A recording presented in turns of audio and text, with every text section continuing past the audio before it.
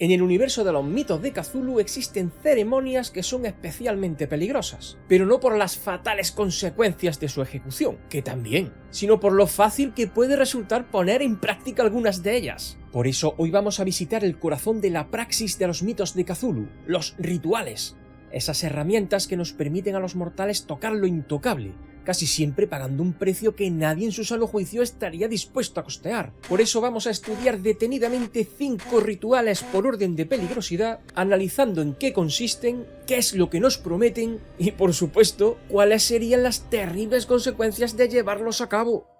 Mi nombre es Francisco Javier Olmedo, soy escritor de narrativa de horror cósmico y hoy vamos a hablar de 5 rituales Lovecraftianos que abren portales a la locura. Número 5. Amplificar el efecto del polvo de Ibengazi mediante el uso del signo de Boor. Empezamos nuestro ascenso en esta lista con un ritual que en realidad no sería una ceremonia de invocación, sino más bien un método sumamente peligroso de ampliar nuestra capacidad perceptiva, porque podríamos decir sin equivocarnos que esta sería la primera grieta en ese muro de ignorancia que hasta ese momento nos habría brindado una falsa sensación de seguridad. Y hablamos de la combinación de 2 elementos de sumo interés en el universo de la cosmogonía Lovecraftiana: el polvo de Ibengazi, del que ya hablamos en un pasado capítulo del Mitonauta, puesto que sería un artículo de enorme valor para llevar en nuestro kit de supervivencia definitivo, y el uso del signo de Boor, que como veis aparentemente, y luego veremos el por qué digo aparentemente, no tiene ninguna complicación ejecutar. Es por esto que muchos cultistas se sienten atraídos por su sencillez, y mucho más porque la promesa de los resultados es enormemente atractiva: ver lo invisible. Pero como ya sabéis, en el universo de los mitos de Cthulhu existen realidades que deberíamos por obligación ignorar. Insisto en que el signo de Boor es simple y llanamente un gesto de la mano, una versión un tanto más estilizada de la mano cornuta. En el caso del signo de Boor lo haríamos con las 4 falanges paralelas y solo las falanginas y falangetas del dedo corazón y anular completamente flexionadas, pero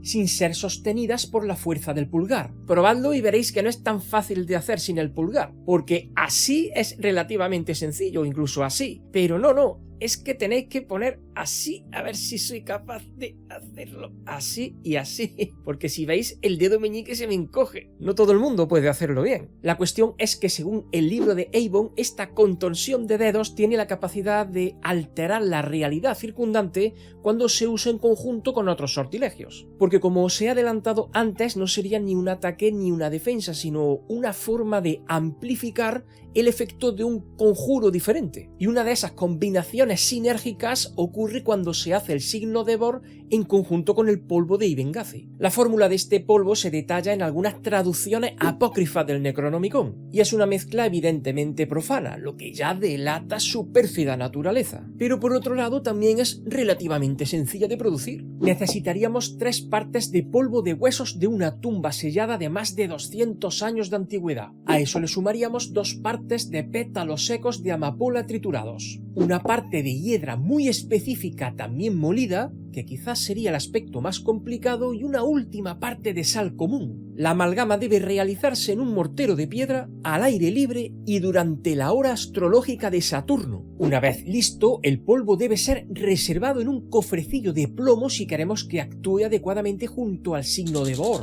Si lo almacenáramos en un recipiente de cristal, como suele ser lo común, o de barro o de cualquier otro material más permeable, más tarde no podríamos usar el signo de Boor como amplificador. Es decir, que sin ese modo tan particular de almacenarlo, el resultado de la aplicación del polvo de Ibengazi sería el clásico: hacer visible todo lo invisible que haya entrado en contacto con él. Y aquí es donde comprobamos que este ritual es de tal simpleza que se vuelve aterrador. El hechicero realiza el signo de Boor con la mano izquierda, mientras que con la mano derecha se echa el polvo de Ibengazi sobre sí mismo. En ese instante todo el velo de la realidad a su alrededor se descorre. Y lo que prometen estos efectos es la contemplación de la verdad absoluta, pero la verdad absoluta en este universo es como el veneno. De repente el aire ya no está vacío, ves las formas que flotan en las esquinas, entre los muebles, justo encima de ti. Criaturas que siempre han estado ahí, pero que tu cerebro muy sabiamente había decidido ignorar. Algunas pueden ser masas indiferentes de tentáculos y ojos, mientras que otras, y aquí es donde reside el verdadero espanto, son auténticos depredadores. Pueden ser entidades que se alimentan de tus emociones, de tu calor vital, sin que te percates. Y de pronto comprendes esa fatiga crónica de tu amigo o esa melancolía de tu pareja sin un motivo aparente, porque no es estrés. Están siendo parasitados por algo que solo tú eres capaz de ver. El verdadero horror de ese ritual no es ser atacado, es el conocimiento de lo que pulula a nuestro alrededor y que comparte nuestro mismo espacio vital, la certeza de que la humanidad no está sola, sino infestada, como un cadáver devorado por gusanos de cuyo festín eres tú el único espectador. Y ahí es donde la cordura empieza a desvanecerse. ¿Cómo regresas a la normalidad cuando pasen los efectos? ¿Cómo miras a alguien a la cara sabiendo que una entidad de pesadilla se está alimentando en ese momento de su alma? Y no le puedes decir nada porque no te va a creer. El uso continuado de este método conduce a una paranoia terminal. El mundo se convierte en una danza de monstruos y, en definitiva, a la fractura de tu propia razón. El primer escalón hacia una locura de la que, para nuestra desgracia, no existe billete de vuelta. Número 4. Convocar a un Byakhee del sistema estelar de la estrella Aldebarán. Dejamos ahora la visión de horrores cotidianos para trasladarnos al frío vacío del espacio exterior, porque este segundo ritual está indicado para todos aquellos que guarden deseos de realizar viajes de escalas inconmensurables. Hablamos de invocar a un Byakhee.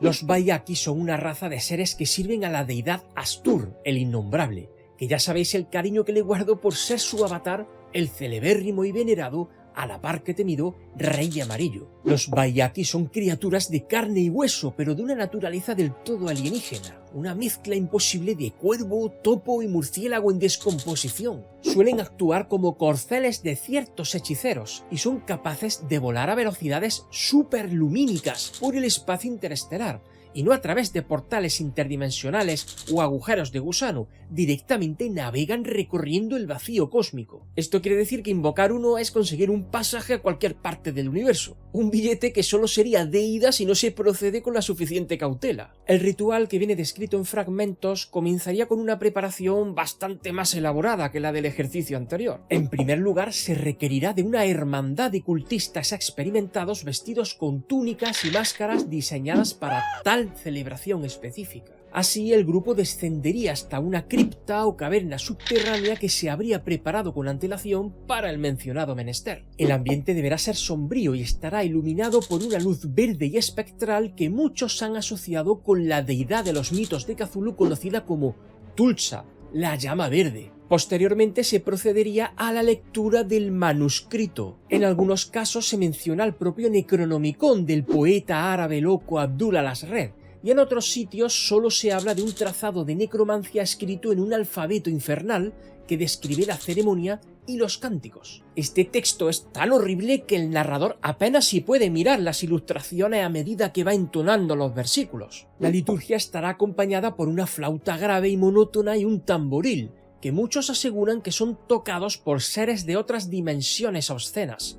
Entonces, los cultistas comenzarán a recitar un cántico rítmico pero ininteligible, que produciría una sensación de pánico y repulsión en todo testigo que no formase parte del ceremonial. En el momento más terrorífico de la homilía, los cánticos se vuelven frenéticos, los cuerpos de los adoradores se contorsionan y de la oscuridad emergen los Byakhee, a los que Lovecraft llegó a describir como cosas saladas, híbridas, mansas y adiestradas. Y este detalle es muy importante por lo que vamos a ver en breve. La visión es en sí misma una prueba de entereza, porque el Byakhee es una criatura pesadillesca. Y ahora viene la parte realmente peligrosa, nacida de la distorsión de los mitos de Cthulhu de nuestro celebérrimo August Derleth.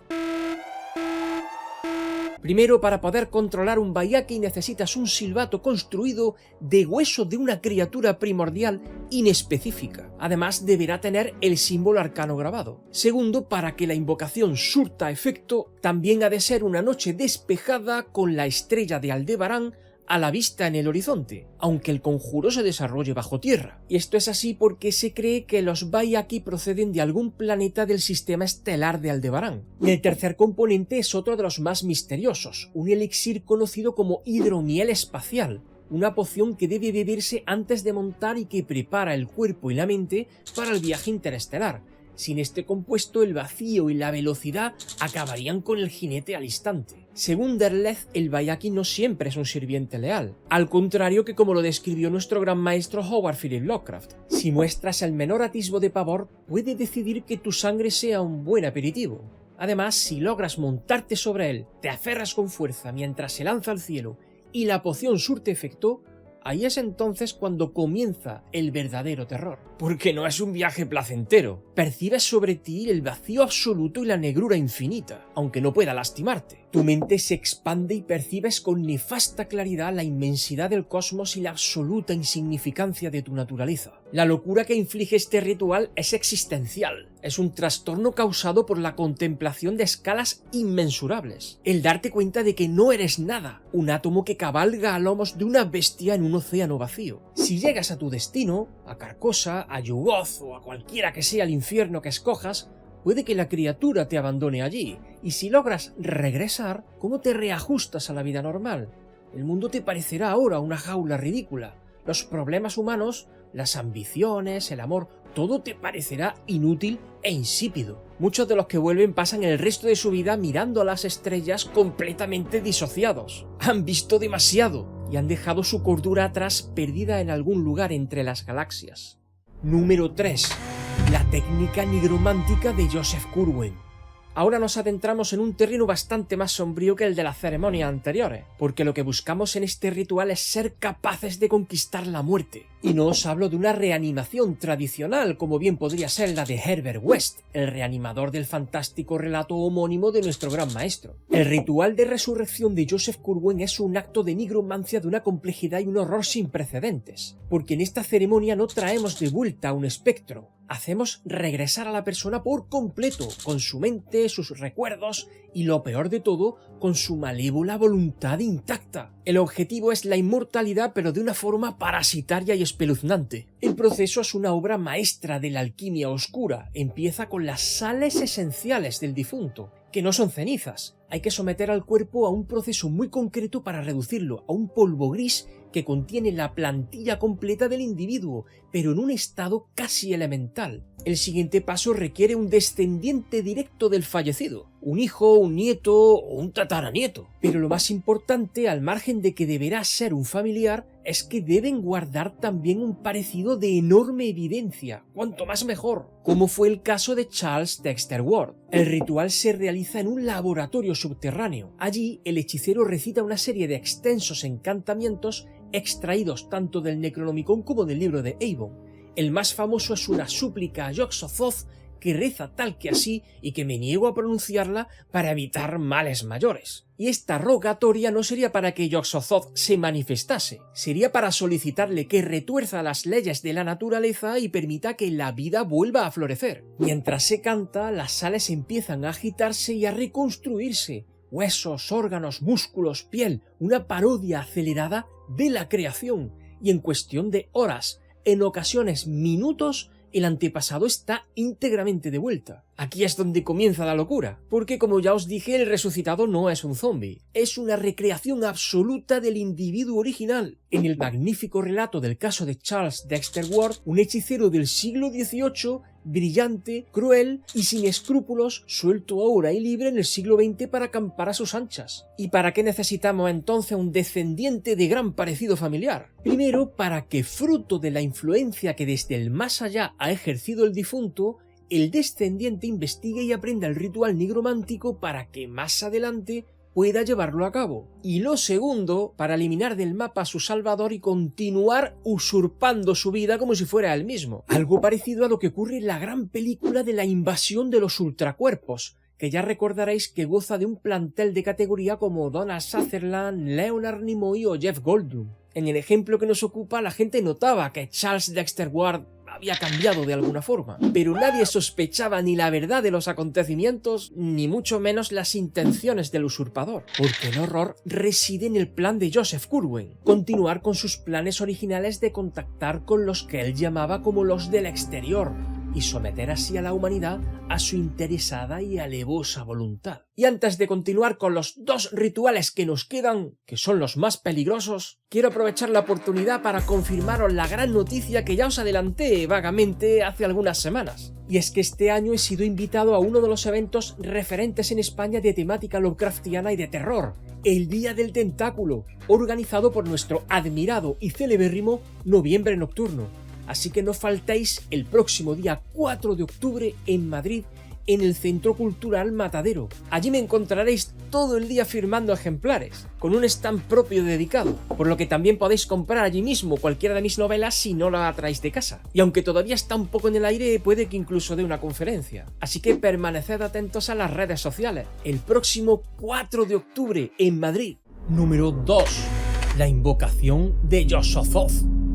¿Resultaría este ritual el más irresponsable de todos a pesar de estar en segundo lugar? ¿O será más peligroso el que nos espera al final? Porque fijaos lo que pretendemos hacer aquí, que no procuramos ver cosas incognoscibles o viajar a lugares remotos del cosmos o someter a la muerte. Hablamos de la invocación del mismísimo Yog-Sothoth. Por eso mismo, ¿qué podría ser más peligroso que invocar a Yog-Sothoth? Dejad por favor en un comentario en qué podría consistir el ritual final, a ver quiénes acertáis. Para que entendáis la magnitud de este acto, primero tenemos que ser conscientes de quién o qué es Yog-Sothoth. Y eso ya de por sí es todo un desafío, porque Yog-Sothoth no es un dios que resida en un lugar, él es el lugar. El Necronomicon lo describe tal que así, de la forma más paradójica posible. Yog-Sothoth conoce la puerta.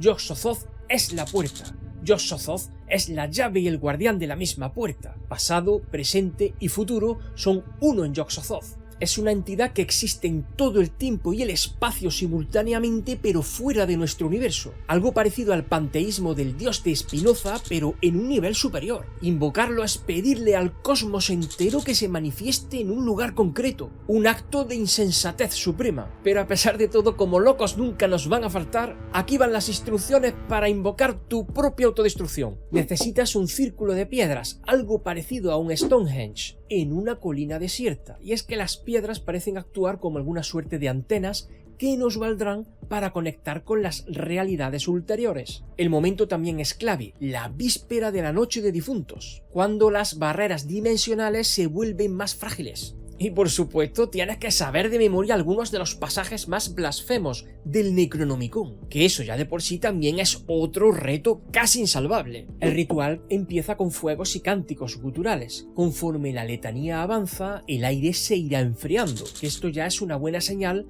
del mal que estamos haciendo. Las llamas comenzarán a cambiar de color y el tejido del firmamento parecerá deformarse a gran velocidad.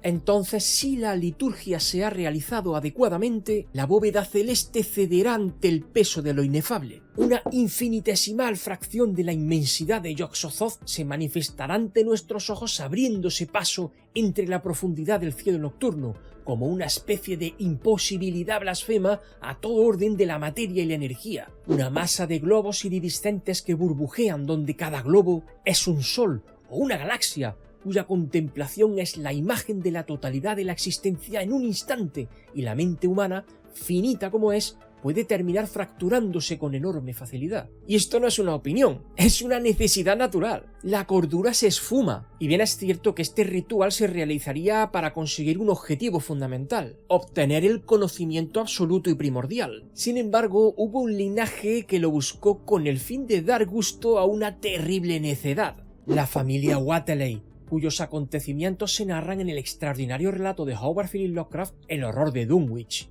En lugar de buscar un conocimiento trascendental, quisieron la unión carnal con la entidad. Querían un hijo de Yog-Sothoth que limpiara la tierra para el regreso de los dioses primigenios. El resultado fueron dos gemelos abominables: Wilbur, que parecía casi humano pero crecía a una velocidad vertiginosa, y el otro, una atrocidad gargantuesca a la que no se podía mirar y que tuvieron que encerrar en un granero, pero a la que finalmente no pudieron someter. La locura de este ritual es apocalíptica. Para el que invoca significa la práctica certeza de la aniquilación de su mente, y para el mundo es el riesgo de liberar un horror que puede alterar el orden mismo de las dimensiones. No olvidéis que esta ceremonia es la prueba fehaciente de que hay puertas que nunca, pero nunca, deben abrirse. Y no obstante, todavía podríamos ir un paso más allá, si seguimos con rigor los pasos de nuestra última ceremonia. Y muchas gracias a todos los que habéis llegado hasta esta parte del vídeo, que según Don YouTube son muchos los que se acaban quedando por el camino. Por eso los que nos acompañáis hasta el final podéis enorgulleceros de ser cultistas de élite, el núcleo duro de nuestro amado culto. Por eso, hermanos, haced alarde de vuestra importancia poniendo en un comentario el signo de Bor. Número 1. El pecho de Anubis. ¿Se puede ser más irresponsable que atreverse a invocar a Yog-Sothoth? Pues en mi opinión, por supuesto que sí, porque este ritual es el pináculo de la imprudencia cósmica, la llamada a la puerta del tejido mismo de la realidad, exigiendo que te la abran de par en par. Un sortilegio que fue registrado en los anales de la historia como el pecho de Anubis, porque su creador escondía el pergamino proscrito en un hueco secreto horadado en el busto de una estatua de piedra del dios egipcio Anubis. Todo sucedió una noche en que los astros adecuados se alinearon sobre Egipto, entre el año 2600 y el 2700 a.C. El sumo sacerdote de Heliópolis y mano derecha del faraón Zoser, Imhotep, reunió a todos sus prosélitos para conducirlos al corazón del desierto. Hombres que resplandecían con el fulgor de una fe ciega, cultistas de la era de las pirámides que veneraban a su sumo sacerdote como el guía definitivo de los dioses exteriores. Sin embargo, nadie entre ellos conocía el verdadero objetivo de aquella nocturna peregrinación. Solo Imhotep sabía que aquellos fanáticos resultaban una parte fundamental del ritual. Así se internaron en el desierto, avanzando con camellos, cánticos y plegarias hasta alcanzar un lugar secreto, un paraje sin nombre donde la arena parecía eterna en cualquier dirección que se mirase. Imhotep estaba completamente decidido, a pesar de conocer que si la empresa fracasaba, no solo ponía en riesgo su vida, sino su prestigio por ocupar el lado derecho del faraón, ganado tras tantos años de esfuerzo y sacrificio, porque si naufragaba en este asunto, sería acusado de traición, de sacrilegio y sus propios seguidores acabarían con él. Pero ya sabemos cuántas veces a lo largo de la historia ha podido más la ambición que la prudencia. Sobreponiéndose a cualquier posibilidad de infortunio, Imhotep había mandado traer consigo una ánfora sellada, en cuyo interior se agitaba un vino envenenado. Con palabras solemnes lo ofreció a sus sacerdotes a modo de comunión, como un brindis por la inminente contemplación del Grande, cuya imagen pretendían recibir con sus ojos desnudos, porque muchos de vosotros ya lo estaréis imaginando, e incluso otros tantos ya sabréis de qué o de quién estamos hablando. Uno a uno los fieles bebieron aquel brebaje, y uno a uno cayeron como marionetas desmadejadas, fulminados sin sospechar jamás que su maestro los había sacrificado como punto de comienzo de la liturgia. Pero hubo uno que sí sobrevivió, el más anciano de los escribas y por ello también el más astuto. Suspicaz como fue desde el principio, esperó a que Imhotep bebiera primero, pero al ver que su maestro no probaba el vino, comprendió el engaño que había detrás de toda aquella parafernalia, así que derramó el líquido sobre la arena y se dejó caer como si estuviera muerto. Y sería por el testimonio de ese mismo escriba que hoy conocemos no solo aquella historia, sino que la Universidad de Miskatonic también posee el pergamino original del hechizo del pecho de Anubis. Imhotep, rodeado de cadáveres inertes, de camellos inquietos, de escarabajos que reptaban en círculo como testigos mudos, se irguió en soledad y comenzó a entonar la homilía. Levantó la vista hacia el firmamento, esperó el silencio absoluto del viento y pronunció las palabras malditas de la lengua proscrita. Entonces ocurrió lo impensable, que también era lo deseado. El aire se quebró, la luna, las estrellas y los planetas se ocultaron de golpe, como si una mano invisible los hubiera arrancado del cielo. La noche ya oscura se tornó en una negrura más densa que cualquier sombra conocida. El firmamento se abrió, rasgándose como un tapiz desgastado. Una grieta descomunal partió en dos el cielo de Egipto, y bajo esa abertura imposible, Imhotep estalló en una carcajada histérica, una risa feroz y malvada que habría aterrado incluso al más fiero de los genios del desierto. Porque lo que aguardaba más allá del umbral no era otra cosa que el caos nuclear, aquel que yace en el centro del cosmos, Azathoth, rodeado de su hervidero de amorfos y despreciables flautistas, cuyos instrumentos trasladaban en forma de vientos primigenios su hedor inefable sobre la arena del desierto. Imhotep reía a carcajadas, totalmente derrotado por la locura, mientras escuchaba el crujido de un universo desajustado. Y todo ello sin llegar a cumplirse lo que pretendía, porque ni tan siquiera fue capaz de comprender la realidad que se abría al fondo de aquella brecha en el cielo, porque el ritual permite abrir una puerta directamente a los dominios del sultán demoníaco, a la dimensión de Azathoth, donde la corte baila y toca sus flautas y tambores diabólicos